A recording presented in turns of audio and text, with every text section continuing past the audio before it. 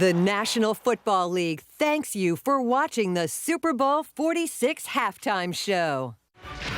This has been a presentation of... There are some unkind comments on Twitter about that halftime show. Yeah, there are more unkind comments about my jumper on Twitter than there are about Madonna. But Madonna wouldn't be caught dead in that jumper. Yeah. You said it was a long half-time. Let me tell you what Bill Belichick has said about the half-time. Normally, it's 12 minutes. This half-time is going to be closer to 30, so 2.5 times as long.